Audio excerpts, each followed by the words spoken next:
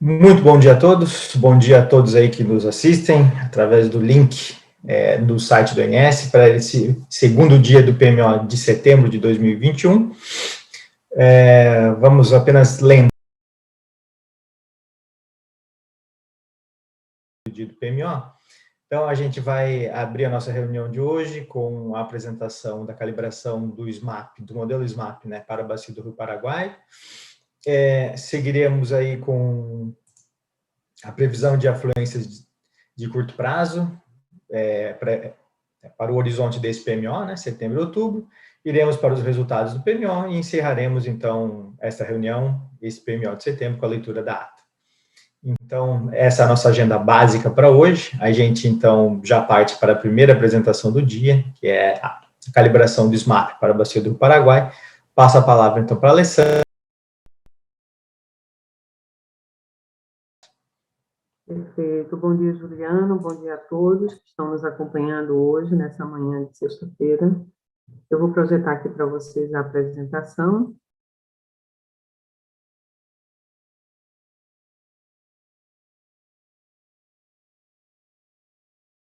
Está aparecendo, Juliano? Ainda não, Alessandra.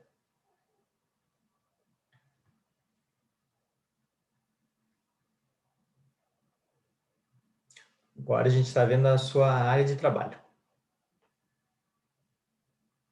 Pronto. Perfeito.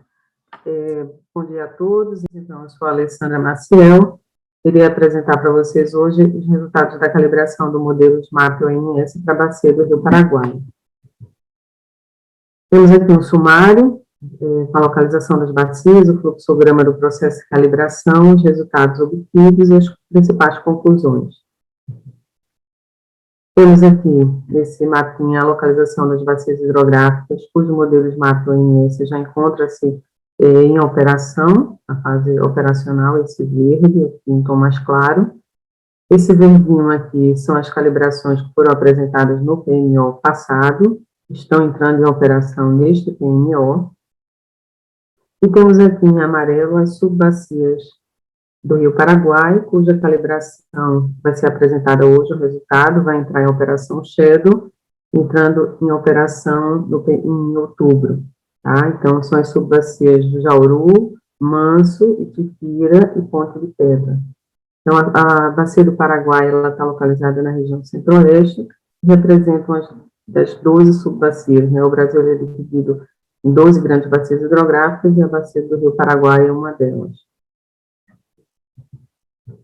Temos aqui o fluxograma do processo de calibração do modelo SMAP-ONS. Primeiramente, é feita uma seleção dos pontos de calibração, seguida de uma consolidação dos dados das vazões observadas, bem como a seleção dos postos pluviométricos e a consolidação dos dados pluviométricos. Então, essa etapa é realizada pela PRH.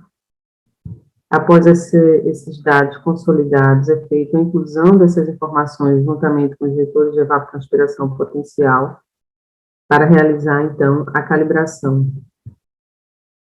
E aí, esse processo é um processo interativo e a cada interação é avaliado os resultados obtidos. Então, inicia-se com a calibração automática, mas a cada resultado, a cada interação, esses parâmetros eles são avaliados e, caso necessário, é feito um ajuste. Então, até que esse processo ele seja concluído, necessita-se, a depender da complexidade da bacia e da qualidade dos dados, de 4 a 6, 8 interações, vai depender da complexidade. E aí, esse processo, ele é finalizado quando é obtido um ajuste considerado satisfatório, né, tanto em relação aos parâmetros obtidos, o MAPE, o coeficiente de eficiência de Nernst, quanto a aderência do hidrograma observado e do calculado. Em relação aos resultados da bacia do Rio Paraguai, temos aqui novamente um mapinha com a localização dessas 4 subbacias. Temos aqui o mapa do Brasil com a indicação da bacia do Rio Paraguai e as 4 subbacias que foram calibradas. São bacias de pequeno porte, né, considerada aí comparando-se aí com as bacias da região amazônica, né? Então, a maior área de drenagem é a bacia do Rio Manso, aqui no caso com a área de drenagem de 9.347 km², Temos aqui Jauru, com área de drenagem de 2.349 km², a subbacia de Tupira aqui com 5.108 km², e Ponte de Pedra, com área de drenagem de 4.014 km².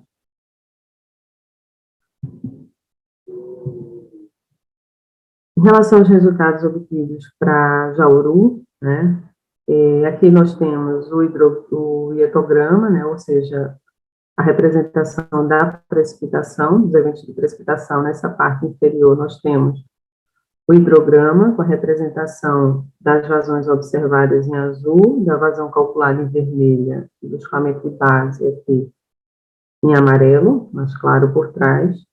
Então, para essa subbacia, tivemos um MAPE em torno de 9%, bem baixo, né, muito bom, e o coeficiente de eficiência em torno de 41%, né. A gente pode observar uma boa aderência aqui na representação dos picos, né, da recessão, alguns períodos ela está um pouco descolada, a recessão, isso aí a gente pode ver aqui no caso no NEST, né, que deu em torno de 40%. O que a gente pode observar que é uma participação grande do escoamento de base dessa bacia, né, a gente passando aqui uma vazão média em torno de 80 metros cúbicos por segundo, você vê uma participação significativa do escoamento de base, né, durante todo o período, a calibração ela foi realizada para o período de 2007 a 2016, e aqui temos os resultados, né, então STR em torno de 220, um K2T, coeficiente de recessão de escoamento superficial de 3, ou seja, ela responde rapidamente aos eventos de precipitação, né, vocês podem observar aqui, e aí temos um CAPC em torno de 30, um KKT, coeficiente de recessão de escoamento de base, em torno de 400, mostra aí a importância, né, e a participação do escoamento de base no escoamento total, da composição da vazão total. Nós não utilizamos a segunda saída do reservatório superficial, valores aqui de H igual a 200, e o K2T de 10. Também não foi utilizado, conforme esperado, o quarto reservatório, né, normalmente ele é utilizado para bacias de grande porte, quando se tem o extravasamento do leito principal do rio. E aqui temos os coeficientes de distribuição espacial da precipitação. Então, o baixo número de KT se justifica pelo porte das bacias, né? Então, o maior peso foi aqui para o KT2, em torno de 50%, né, 49,7%, que está associado à importância da precipitação recente, né, aos eventos de precipitação recente na bacia. Em relação à bacia da OHE, a calibração para o OHE Tupira, então tivemos aqui um STR de 118, um K2T de 3, também baixo, né, um CRET paciente de 50, paciente de recarga, né, de 50, um CAPC de 40, um KKT 200. Também observamos, ele também não foi utilizado a segunda saída, né, o reservatório de planície, e da mesma forma, para Jauru, como também para todas as outras subbacias, o número de KTs foi em torno de 6, né, até do menos 3 até o mais 2, com maior peso para a precipitação mais recente e para o KT2. Também nós observamos a boa aderência, né, do hidrograma calculado, né, da vazão calculada à vazão observada, pegando bem a representação dos picos, a recessão e a ascensão, alguns períodos um leve descolamento, né, no período de recessão. O MAPE também é considerado muito bom, né, em torno de 14%, e o coeficiente de eficiência quase 80%, né, 79,26%, também é considerado muito bom. Observamos aqui a participação significativa, né, do escoamento de base também, vocês podem observar os valores elevados durante todo o período, né.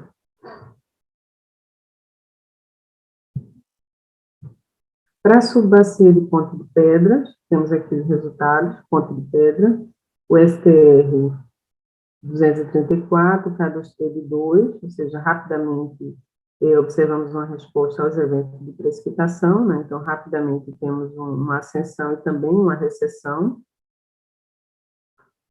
o CAPC de 20, o KKT de 498, também mostrando aí a importância da participação do escoamento de base.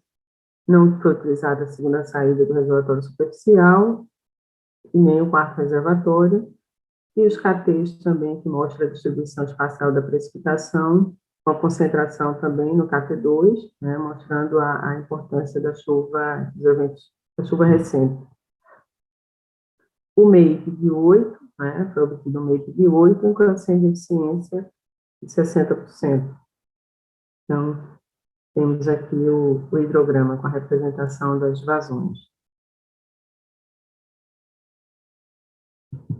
Para a última subbacia, no caso da usina hidrelétrica de Manso, né, nós podemos observar uma diferença em relação às demais calibrações, conforme esperado, devido à característica da bacia, né, uma região de arenita, então, rapidamente, você tem a ocorrência a chuva vira vazão, e aí você não tem uma participação tão significativa, e não tem uma participação praticamente aí do escoamento de base, né, então, no período seco, você praticamente zera aqui as vazões, né, porque o solo ele não consegue reter e armazenar essa água para liberar no período úmido. Então, tivemos um STR aqui mais baixo, em torno de 96, K1T de 1, K2T1, né, o coeficiente de recessão do escoamento superficial, então, rapidamente, você tem a ascensão e a recessão, né, CAPC de 68%, KKT de 150, que é o coeficiente de recessão do escoamento de base. Conforme esperado, também não utilizamos a segunda saída do reservatório superficial e também não utilizamos o quarto reservatório. E aqui temos a distribuição espacial dos KTs, que mostra também um peso maior para a chuva mais recente, no caso aqui o KT1 e o KT2. Então, o MAPE ele foi um pouco mais elevado, em torno de 30%, mas o coeficiente de eficiência ele foi o segundo melhor, foi em torno de 70%.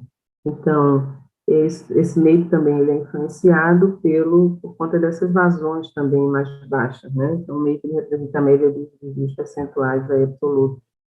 Então, ele é bastante influenciado com esses valores bem reduzidos aí no período seco.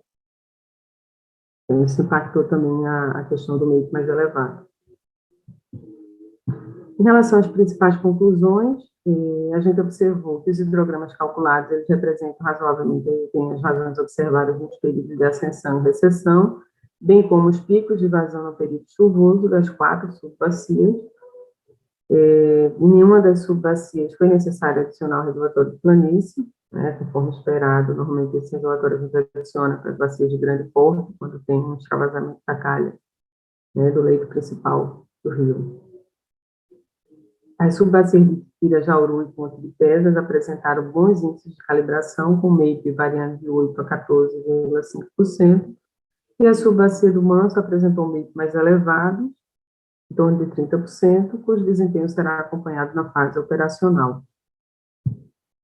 Não houve necessidade de usar na subbacia a segunda saída do reservatório superficial, e conforme esperado, né, o baixo número de KT, do coeficiente de distribuição espacial da precipitação, ele justifica-se pela dimensão e características das bacias.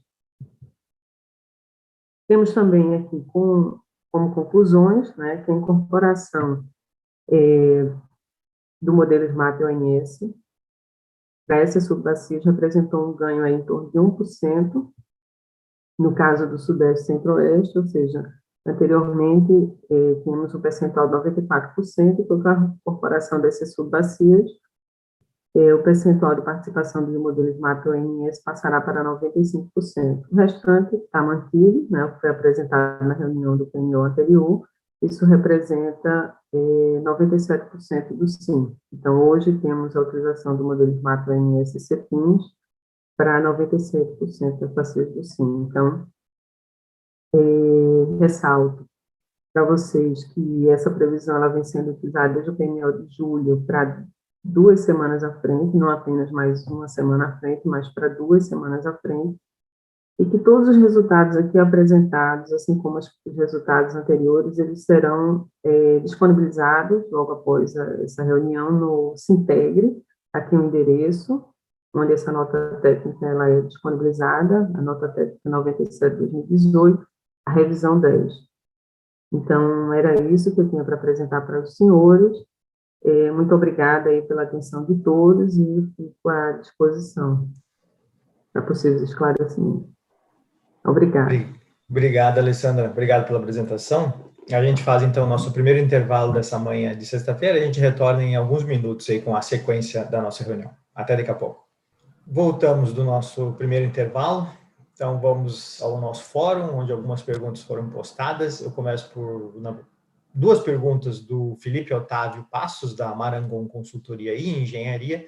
A primeira pergunta do Felipe, ele nos questiona se o SMAP é um software de distribuição livre, se sim, como obter, e se existe um manual de aplicação do SMAP. Então, passo a pergunta do Felipe para a Alessandra. Alessandra, por favor.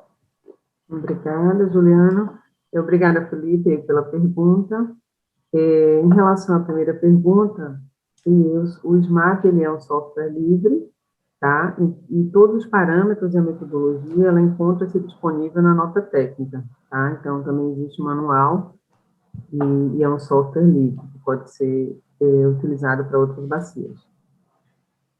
Obrigado, Alessandra. Já peço para você ficar conosco para a segunda pergunta do Felipe. Felipe perguntou se existe um valor de MAPE que é considerado o valor máximo para que a calibração seja satisfatória. Obrigada também, Felipe, pela pergunta.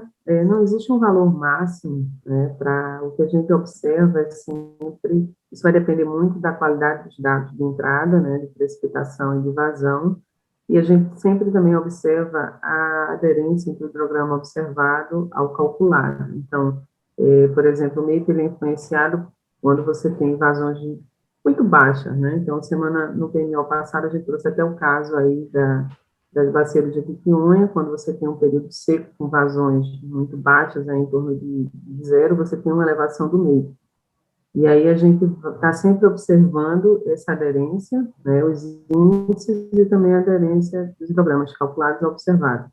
Isso vai depender da qualidade dos dados de entrada, né, quando você tem uma bacia de cabeceira que tem uma qualidade melhor da obtenção desse dado, ou se essa vazão é uma vazão calculada, né, uma vazão incremental. Então, vai depender muito da qualidade dos dados de entrada e da bacia, né, das características da bacia. Obrigado, Alessandra. Obrigado mais uma vez aí pela sua participação conosco aqui. Mais uma pergunta que foi postada ainda durante o último intervalo, do Henrique Nagayoshi, da Tempo Energia. O Henrique nos pergunta se a gente poderia comunicar como foi a operação de teste ontem à noite para hoje da UTE GNA 1. Henrique, essa informação está em tempo real e nós não temos maiores informações sobre a realização desse teste, tá? Seguimos, então, com a próxima apresentação desta manhã de sexta-feira, sobre a previsão das afluências para o horizonte deste PMO, setembro e outubro. Quem está conosco hoje é o Fred. Fred, bom dia, fica à vontade. Opa, bom dia, Juliano. Bom dia a todos dessa reunião do PMO. Vamos começar aqui.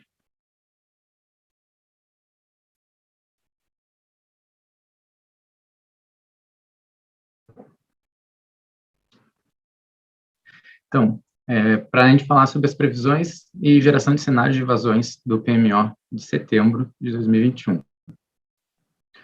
Começando pelo subsistema Sudeste. Durante o PMO de agosto, a gente verificou ENAs bem abaixo da MLT na região Sudeste, mas as previsões durante o PMO de agosto foram bastante estáveis, né? Com os valores variando aí em torno de 57% e 59%, e o valor estimado para fechar agosto é de 59%, caracterizando o menor agosto do histórico para o subsistema Sudeste. A previsão para setembro também é para o menor histórico de vazões de setembro, né, um valor de 11.179 megawatts médios, que representa 57% da MLT de setembro. E a gente consegue ver que as previsões semanais ficam estáveis em torno dessa previsão média mensal, né. Aí alguns destaques para as principais bacias do subsistema Sudeste, né. Aqui temos o Grande, com as previsões semanais decaindo durante as próximas 2 semanas. Paranaíba também, fechando uma previsão mensal de 50% da MLT. Paranapanema, né, que tem um pouco de previsão de precipitação, deve subir na próxima semana, chegando em um patamar de 900 megawatts médios de ENA, mas a previsão para a segunda semana já começa a cair. Na Calha do Paraná também temos uma previsão de pequena elevação durante a primeira semana prevista, e aí subsequente recessão para a segunda semana. E aí, ao longo das próximas semanas, a ENA se eleva gradualmente, fechando uma previsão mensal de 60%. Para o subsistema sul, no PMO de agosto, a gente tinha feito uma previsão de 42% de MLT, que foi revista para 32% na revisão 1, e ela foi elevando gradualmente durante as próximas revisões, né, para 33% e 36%. A previsão, né, para fechamento de agosto nesse PMO é de 34%, né, fechando o nono menor agosto do histórico.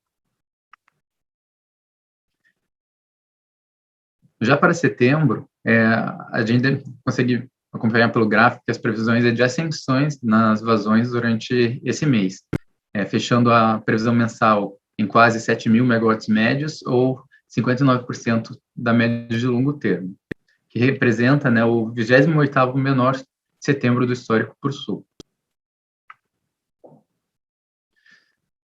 Então, aqui os modelos de vazão para a bacia do Rio Iguaçu vê uma estabilidade aqui nas vazões, né? As vazões sobem e descem diariamente, mas na previsão semanal ela fica num patamar estável pelas próximas 2 semanas.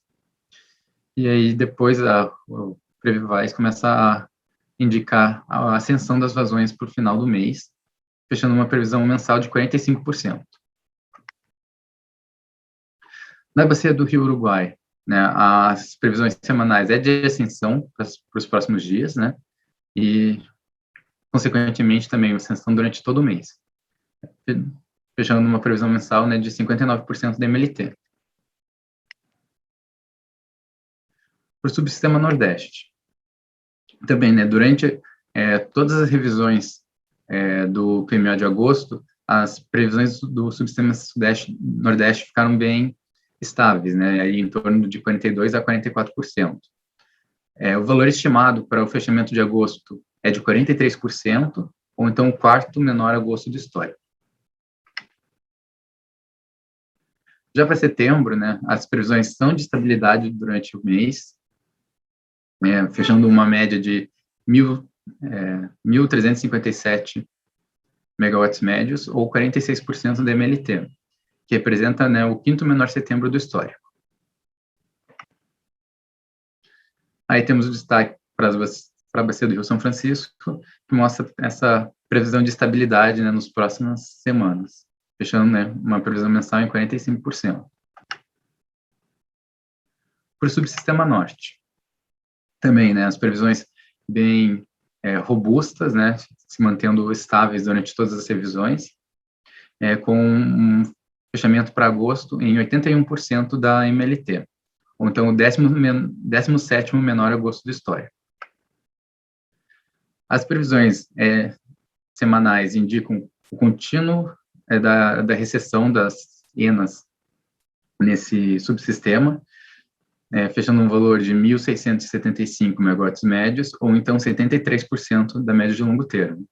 Esse valor representa o 10º menor histórico de setembro, pensando que a gente já tem 91 anos de história. E aí temos aí um zoom para as previsões da bacia do Rio Tocantins, mostrando essa recessão bem estável nas próximas semanas, e aí chega até a bater num limiar aqui entre semanas 3 e 4. A previsão mensal para o Tocantins fica em 55% da MLT.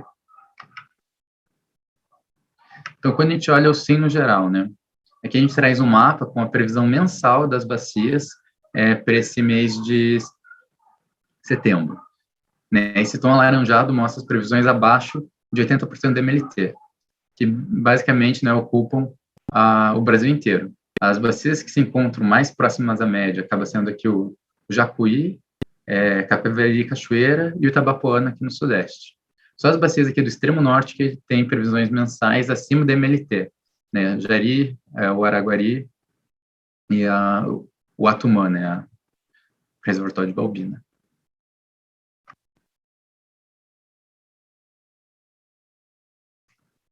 Aqui a gente tem, né, a evolução das previsões semanais para cada subsistema.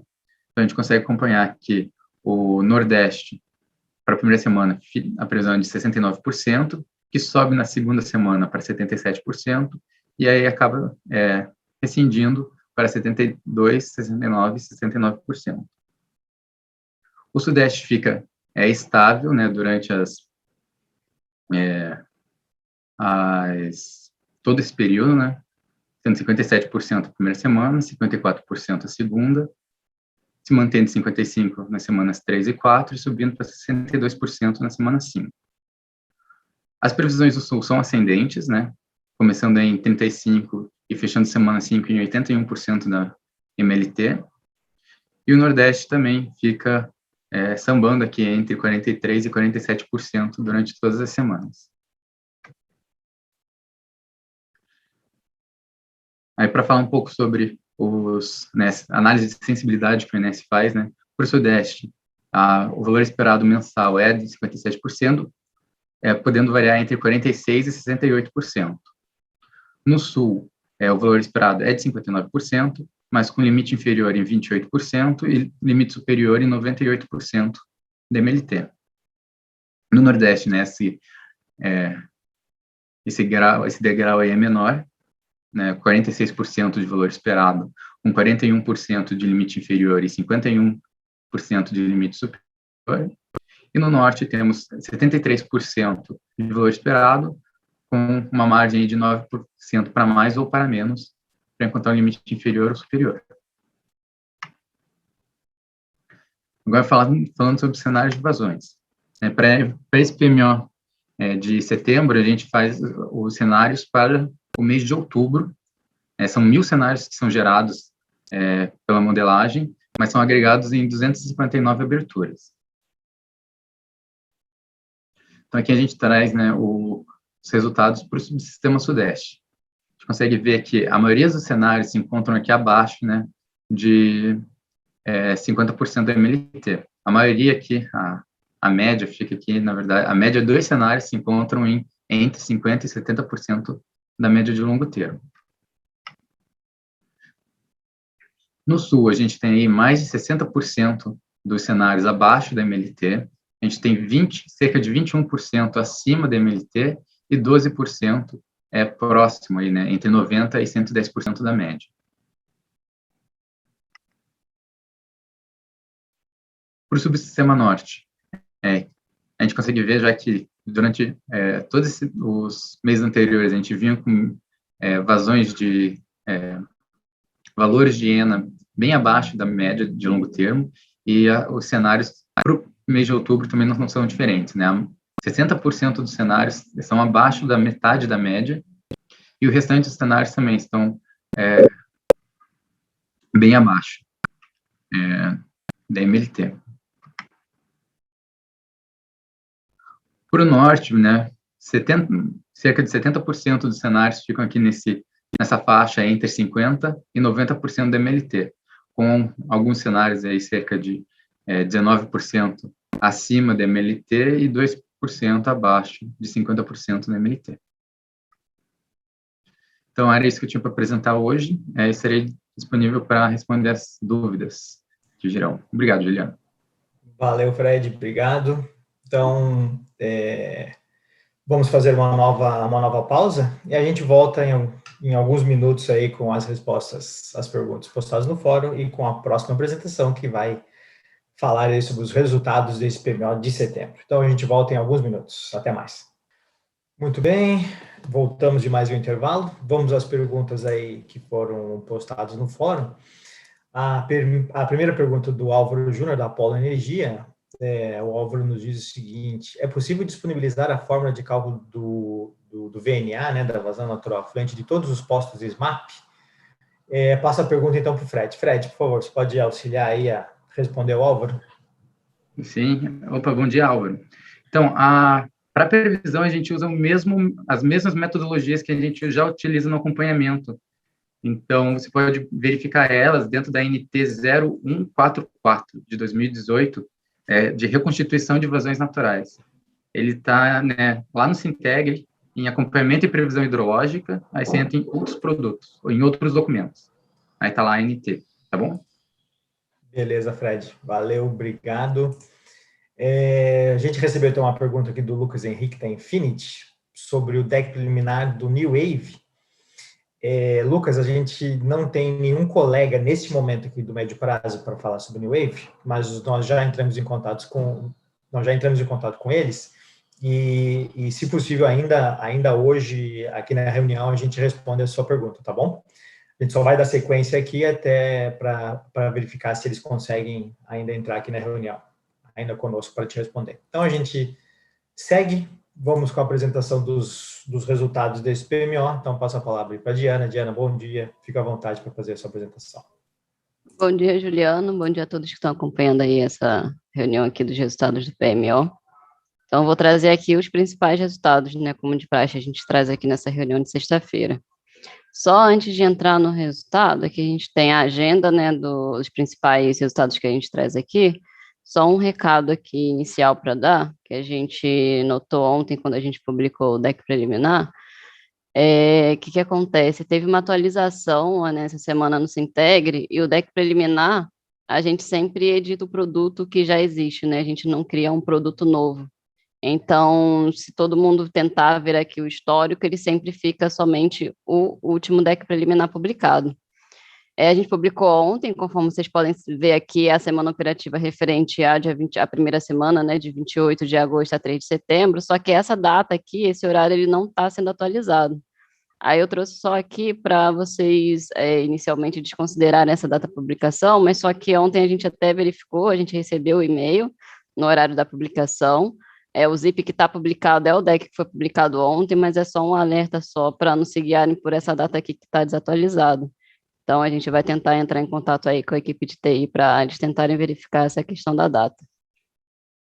Então, indo para os principais resultados aqui desse PMO de setembro, a gente traz aqui o CMO, né, estimado pelo Decomp, o CMO semanal para todas as semanas operativas do Horizonte.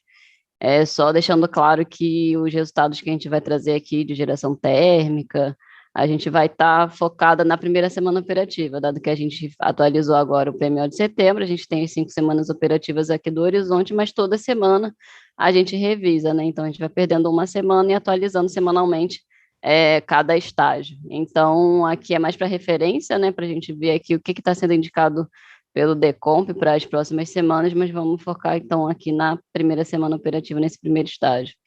Então, o que a gente marcou aqui, nesse diagrama que a gente tem aqui na lateral, a gente deixa sempre sinalizado quais os limites de intercâmbio que ficaram no valor máximo, até para entender um pouco o comportamento desse CMO, né, que se a gente for olhar aqui, Sudeste, subsistema Sudeste, Sul e o Norte, eles ficaram acoplados em todos os patamares de carga, então eles ficaram com CMO médio aqui semanal iguais, e o subsistema Nordeste ficou um pouquinho mais barato em todos os patamares de carga.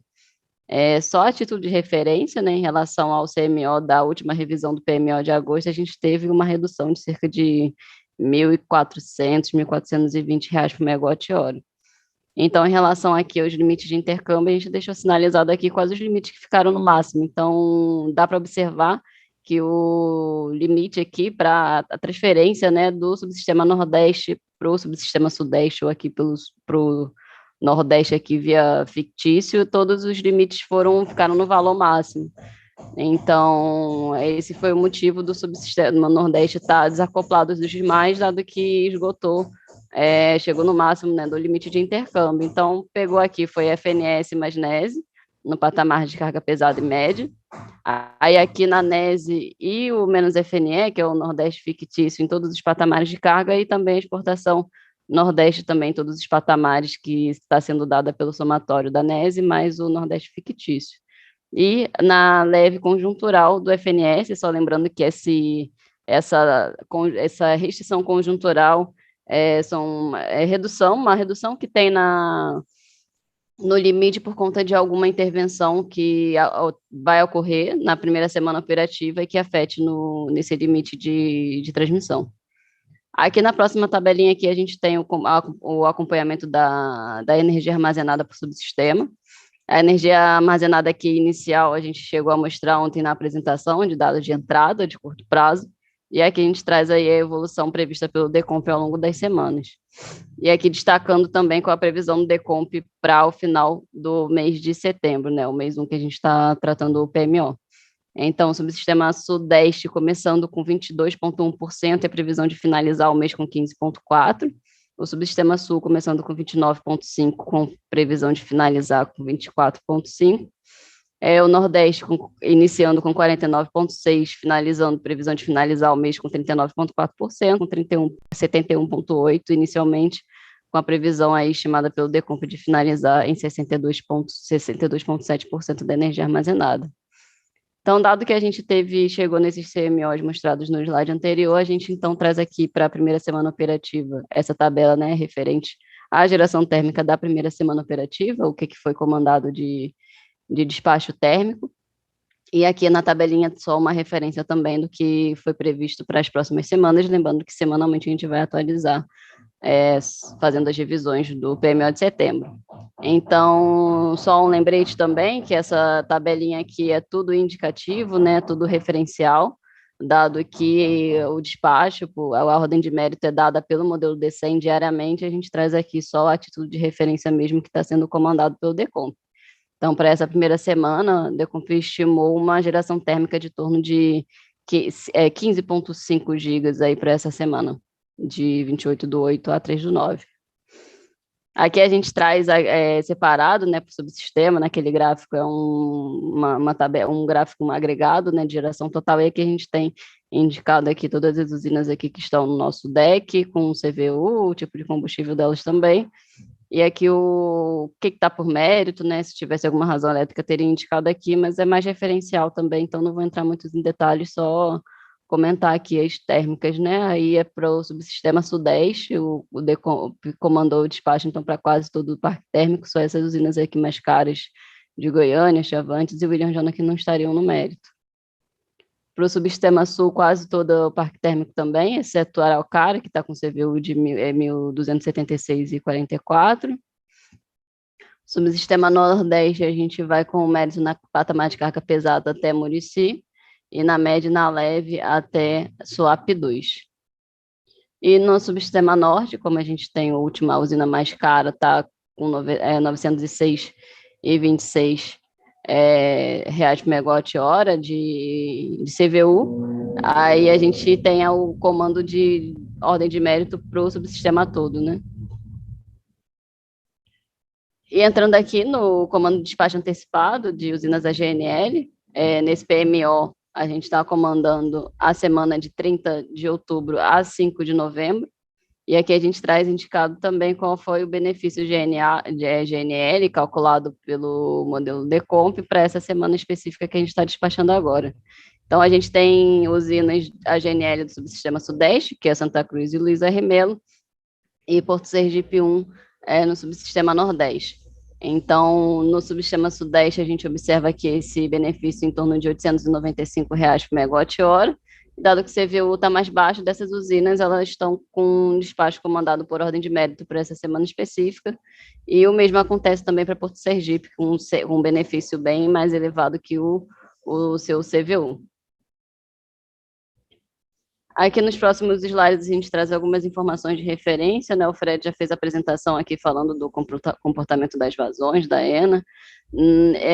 Na apresentação de ontem na reunião de ontem teve uma apresentação também sobre a previsão de carga, feita pela Marcela, então aqui é mais título de referência, e as ofertas de importação também foram mostradas ontem. Isso daqui é basicamente um extrato que a gente traz aqui nessa apresentação do primeiro documento que a gente publica, né, que é o IPMO, com as informações preliminares do PMO, e ao longo do dia a gente vai estar publicando no Sintegre, então, os relatórios mais detalhados, né, vai ter o sumário, tem o relatório, depois a nota técnica no final do dia. Aí só uma informação adicional, que a gente está tendo umas dificuldades para rodar o Decomp, dado que a gente está numa condição muito crítica do sistema, o Decomp está demorando um pouco para convergir, e uma das coisas que a gente talvez não mostre hoje nos nossos relatórios é aquela composição do CMO, mostrando aquela análise de variação que a gente sempre coloca em todos os relatórios, né, com o objetivo de tentar sinalizar quais fatores que afetaram no comportamento do CMO, seja na elevação ou na redução, para a gente entender um pouquinho.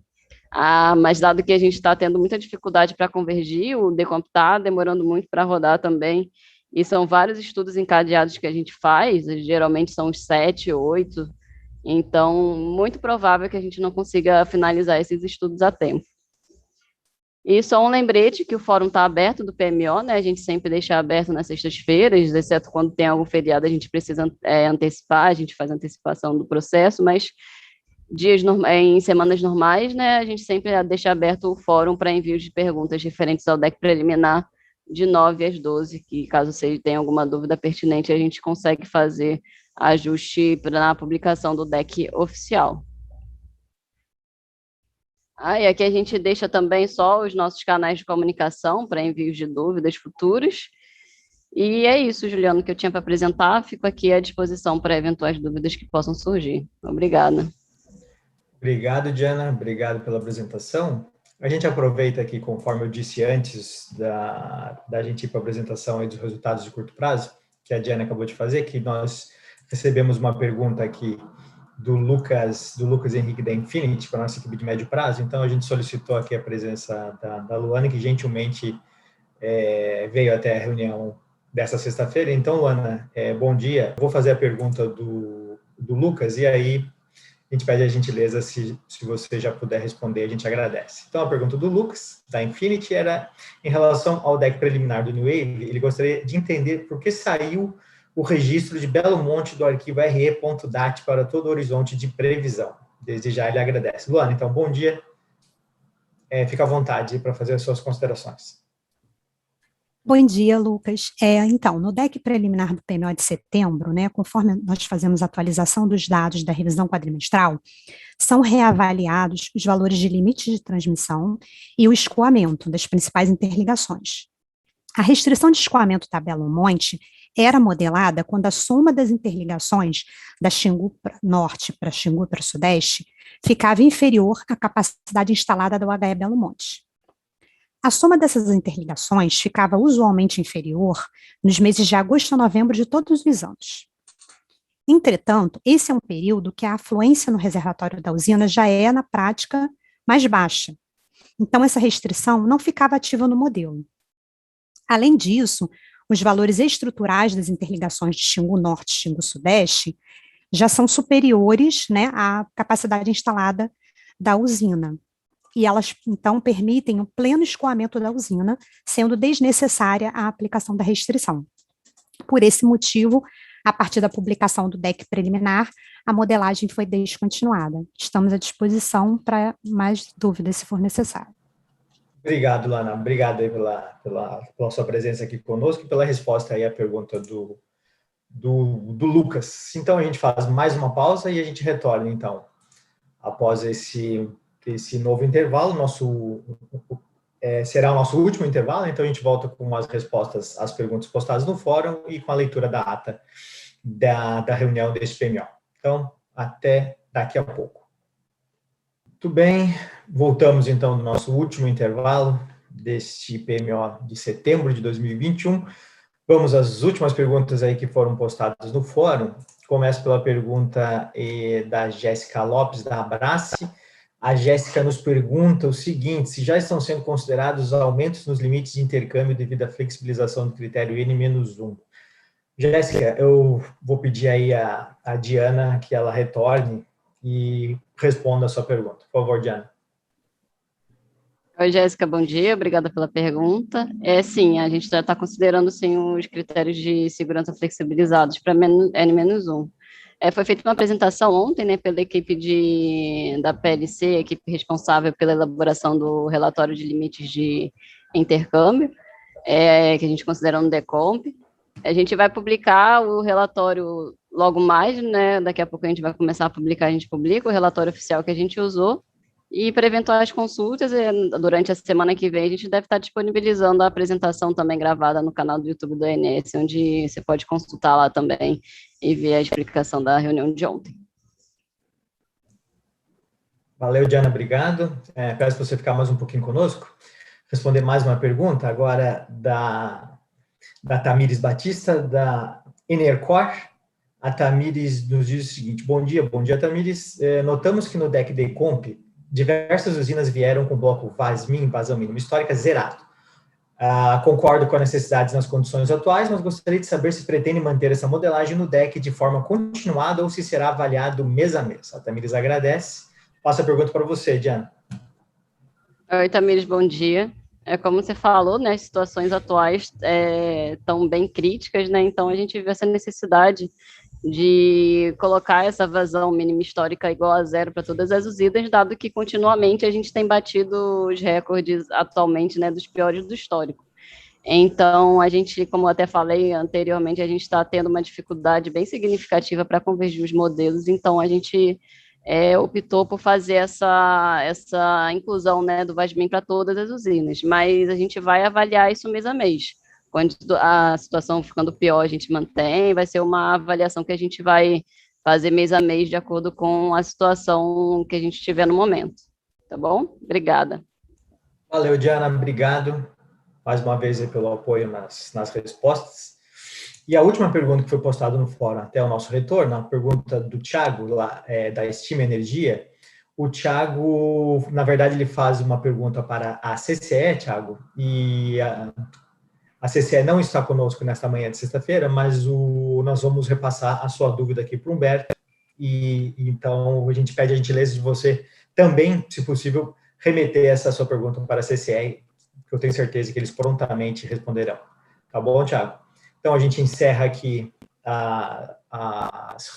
as respostas às perguntas aí postadas no fórum e já encerramos também o nosso hall de apresentações nessa manhã de sexta-feira, então nós vamos para a leitura da ata a partir deste momento. Vou compartilhar com vocês aqui a ata.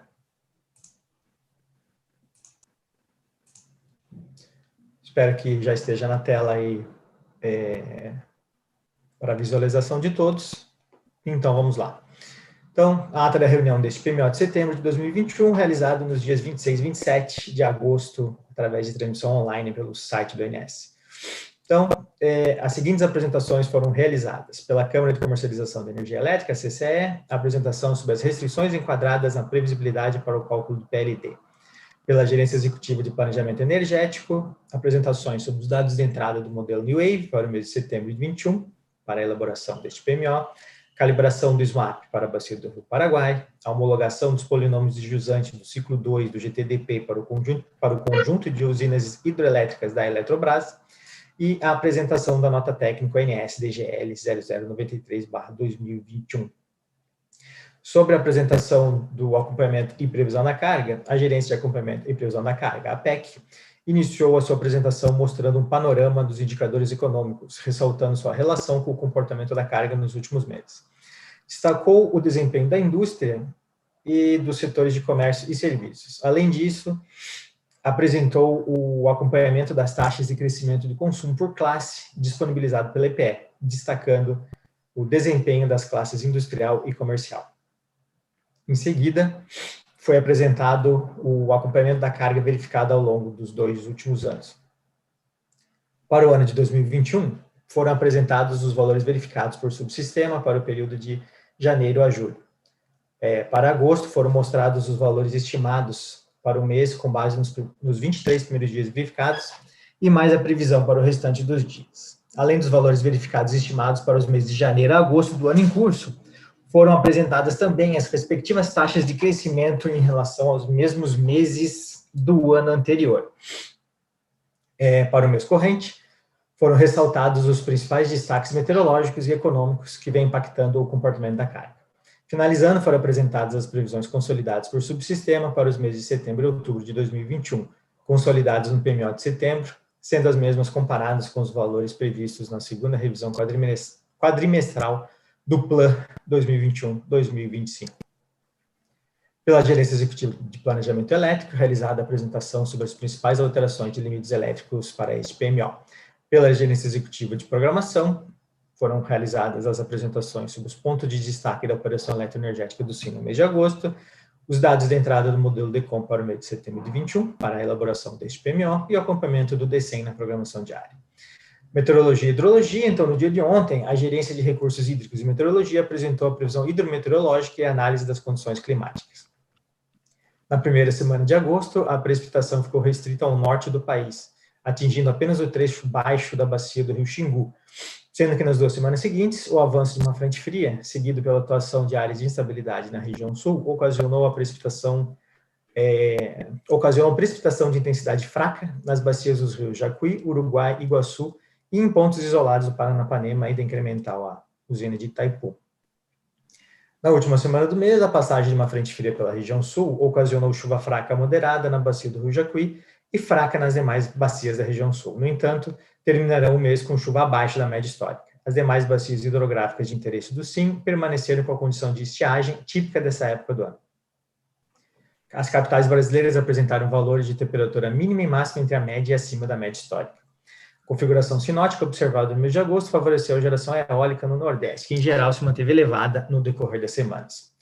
Climatologicamente, o trimestre setembro, outubro, novembro é caracterizado por longos períodos de tempo seco, em que ocorrem ondas de calor e registro das maiores temperaturas máximas do ano nas regiões Sudeste, Centro-Oeste e interior do Nordeste. Na região Sul, esse trimestre ainda é caracterizado por chuva, com possibilidade de 1 a 2 incursões de ar frio ao longo do mês de setembro. Gradativamente, a chuva volta a atingir áreas do noroeste e da região norte, inclusive na bacia do Rio Madeira, e avança de forma gradual e irregular pelo centro-oeste, e em seguida para o sudeste e interior do nordeste, atingindo as bacias do Tocantins, São Francisco e Paraibuna. Os campos de temperatura de superfície do mar do Oceano Pacífico continuaram a tendência de resfriamento, mas ainda sem ultrapassar o limite que caracteriza o fenômeno Laninha. Os meteorologistas dos centros internacionais mantêm a maior probabilidade para o estabelecimento do fenômeno Laninha, com fraca intensidade durante a primavera, embora os modelos climáticos indiquem uma condição no limiar entre a neutralidade e a Laninha. Para o Brasil, esse trimestre sob efeitos de Laninha é caracterizado por chuva abaixo da média nas bacias do Jacuí, Uruguai e Paraná e a precipitação acima do normal nas bacias dos rios Amazonas, Xingu, Tocantins e São Francisco. Os modelos climatológicos indicam que esse trimestre deve manter a chuva abaixo da média na região sul, nas bacias do Jacuí e Uruguai, e chuva acima da média no centro-norte do Brasil, cobrindo áreas das bacias do Tocantins e de São Francisco. Vale ressaltar que, mais importante do que a indicação de volume acima da média, os modelos climatológicos veem o início da época chuvosa do centro-norte do país de forma mais promissora do que em 2020, indicando o início em torno do normal climatológico. Porém, a chuva primeiro deve umidificar o solo, bastante seco no momento, para em seguida começar a elevar os níveis dos reservatórios. Para isso, é necessário que chova de forma persistente e abrangente, ao invés de grandes volumes de chuva concentrados em poucos dias do período. No caso da bacia do Paraná, que fica no limiar entre as duas áreas mencionadas anteriormente, a previsibilidade é baixa e não há consenso entre os modelos para o período. Em relação à temperatura, a maioria dos modelos indica temperaturas acima da média para esse trimestre nas regiões centro-oeste, sudeste e nordeste, especialmente nos meses de setembro e outubro, mantendo a tendência de calor que já foi registrada no mês de agosto. Foi relembrado ainda que, conforme informado no PMO de agosto de 21, a partir deste PMO, os resultados dos modelos MAP serão utilizados para a primeira e segunda semana previstas, em substituição aos resultados do Previvaz, para os aproveitamentos da bacia do Araguari, Uatumã, Curuaúna, Jari, Paranaíba e Jequitinhonha. Foi informado que a partir do PMO de outubro de 21, o modelo SMAP substituirá o modelo Previvaz para a previsão de vazões da primeira e segunda semana operativas dos aproveitamentos das bacias do Paraguai. Foram apresentados os hidrogramas com a precipitação média verificada e média prevista pelos modelos, bem como as vazões verificadas dos últimos dias e as vazões previstas resultantes do SMAP para a primeira e segunda semana operativa do mês de setembro de 21. Bacia dos Rios Grande, Paranaíba, Tietê, Paranapanema, Iguaçu, Uruguai, Jacuí, Capivari, Itajaí-Açu, Paraná, São Francisco, Tocantins, Madeira, Teles Pires e Xingu. O ONS também apresentou os resultados dos cenários de vazão de longo prazo obtidos com o modelo SMAP, a partir da utilização de chuva histórica 2006 a 2020 e da previsão de precipitação do modelo ICMWF estendido. Já no dia de hoje, foram apresentados e divulgados os parâmetros de calibração do modelo SMAP para os aproveitamentos das bacias do Rio Paraguai, em substituição aos resultados do Previvaz para as duas primeiras semanas operativas. Em seguida, foi apresentado o desempenho da previsão de vazões do mês de agosto de 21 para cada um dos subsistemas, sempre comparando o valor previsto no PMO e revisões com o valor estimado para o fechamento do mês. Posteriormente, foi apresentada a previsão de vazões para o mês de setembro de 21 para todos os subsistemas, sendo detalhada a evolução das vazões nas bacias dos rios Grande, Paranapanema, Paraná, Iguaçu, Uruguai, São Francisco e Tocantins. Destaque na previsão da ANA mensal que o subsistema Sudeste, com 57%, Sul, com 59%, Nordeste, 46% e Norte, com 73%, apresentam MLT abaixo da média histórica. Para o mês de outubro de 21, cenários gerados foram agregados em 259 aberturas.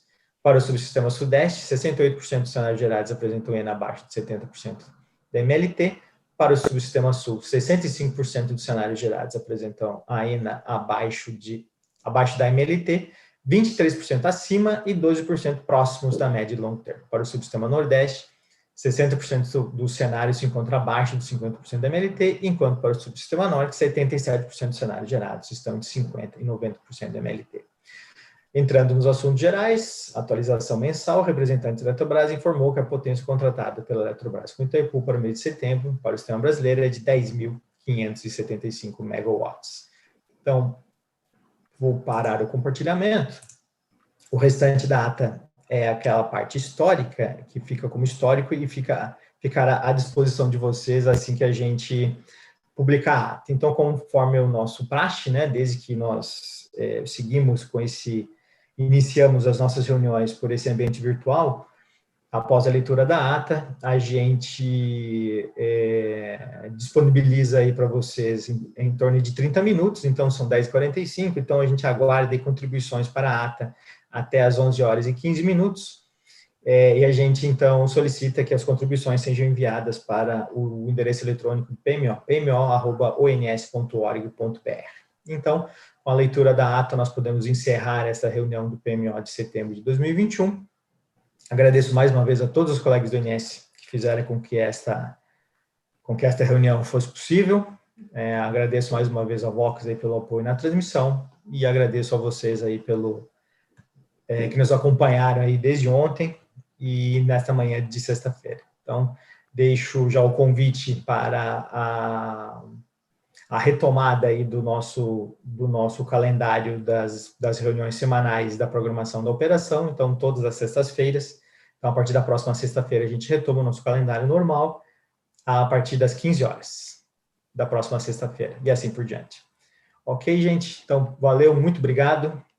Saúde para todos, bom final de semana e até o nosso próximo encontro. Até mais.